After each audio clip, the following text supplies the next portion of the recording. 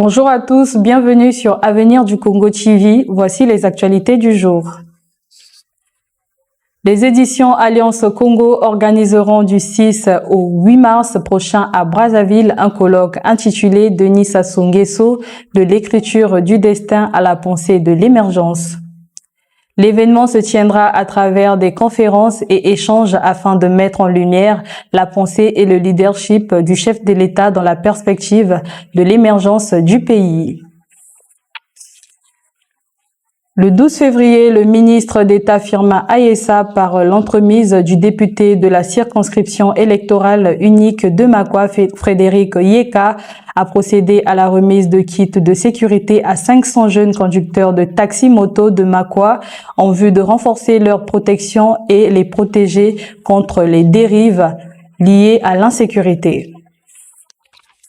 La chargée d'affaires de l'ambassade russe en République du Congo, Sofia Sitnikova, a été reçue à Brazzaville le 12 février 2026 par le secrétaire général du ministère des Affaires étrangères, Guy Nestor Itoua, pour faire le point sur la coopération bilatérale et échanger sur les élections présidentielles de mars 2026. Grégoire Moulumba, directeur des affaires multilatérales et de la francophonie, a également participé à cette réunion. L'Union patronale et interprofessionnelle du Congo, Unicongo, et le Programme des Nations Unies pour le développement, PNUD, ont scellé le 12 février 2026 un protocole d'accord visant à renforcer la coopération entre le secteur privé congolais et les Nations Unies dans le but de contribuer au développement du pays.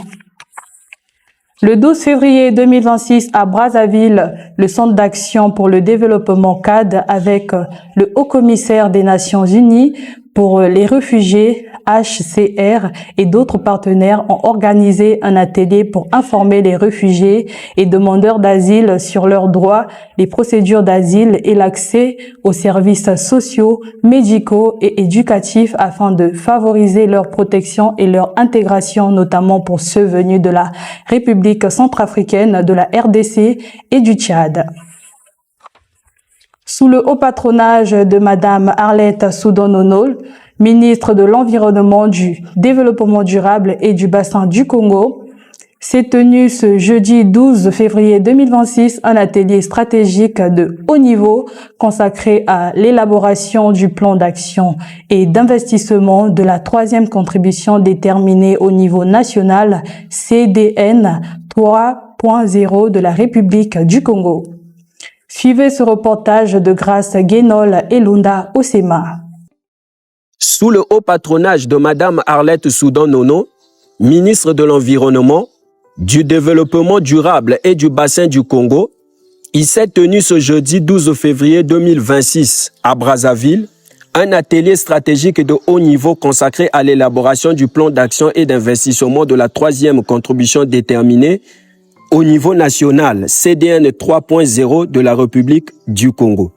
Cet événement a réuni des représentants du gouvernement, des partenaires techniques et financiers, des acteurs de la société civile et du secteur privé autour d'un objectif clair: finaliser les éléments opérationnels qui permettront au pays de mettre en œuvre une approche cohérente, ambitieuse et financée de ses engagements climatiques. En ce jour décisif, je suis porteuse de la vision stratégique de son Excellence, Monsieur le Président de la République, chef de l'État, qui érige l'action climatique en pilier central de notre souveraineté nationale et de notre responsabilité collective envers les générations futures. Je me réjouis de vous annoncer que la République du Congo a transmis officiellement hier sa contribution déterminée au niveau national, au niveau de nos instances internationales, donc au niveau de la CNUC, qui est la Convention cadre des Nations Unies pour le changement climatique. C'est un honneur pour moi, en ma qualité de coordonnateur résident du système des Nations Unies, de prendre la parole à l'occasion de cet atelier qui marque le lancement du processus d'élaboration du plan d'action et d'investissement de la contribution déterminée au niveau national, communément appelée CDN version 3.0. Permettez-moi tout d'abord d'emblée de saluer Madame la Ministre à nouveau, et il faut toujours le répéter aussi, le leadership de votre gouvernement, le gouvernement de la République du Congo, dans la conduite du processus d'élaboration de cette CDN 3.0 en 2025. Ce processus conduit de manière inclusive et participative par votre ministère témoigne d'un engagement clair et constant de votre pays en faveur de l'accord de Paris et de la lutte contre le changement climatique.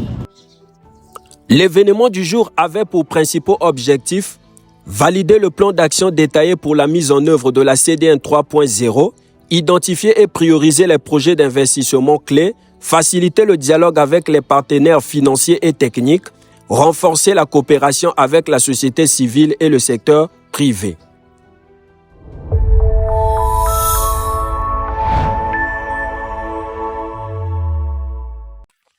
Il s'est tenu du 12 au 13 février 2026 à Brazzaville un atelier stratégique sur la communication en période électorale sous le thème « Combattre la désinformation en période électorale à l'ère de l'IA ».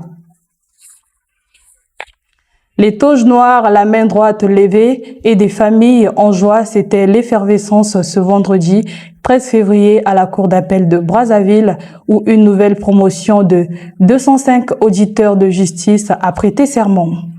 Au-delà du prestige de la fonction, c'est un nouveau défi qui commence pour ces garants de l'ordre judiciaire. À l'international, le haut sommet des chefs d'État et de gouvernement de l'Union africaine se tiendra le 14 février 2026 à Addis Abeba après préparation par les ministères étrangers. Le Conseil paix et sécurité a examiné la situation en Somalie et au Soudan où les conflits persistent, notamment à El Fasher avec des milliers de civils tués par les FSR. La question du retour du Soudan au sein de l'Union africaine reste controversée. Au sport, en Algérie, pour la dernière journée de la phase de poule de la Coupe de la Confédération, Lesotho affrontera le CR Belouizdad ce dimanche 15 février 2026 à 17h. Déjà assurés d'une qualification historique pour les quarts de finale, les jaunes et bleus actuellement deuxième du groupe C avec 9 points viseront la victoire afin de terminer en tête de leur poule. En ce qui concerne la culture, le 12 février, une conférence animée par le psychologue Basilia s'est tenue à Brazzaville afin d'examiner les moyens de reconnaître la détresse psychologique et la nécessité de consulter un professionnel plutôt que des guérisseurs traditionnels. Le single Viens à mon secours de Nafiska Blessing Mokemo est désormais disponible sur toutes les plateformes numériques, témoignant de la popularité croissante de la musique gospel dans le pays. Merci d'avoir choisi Avenir TV pour vous informer.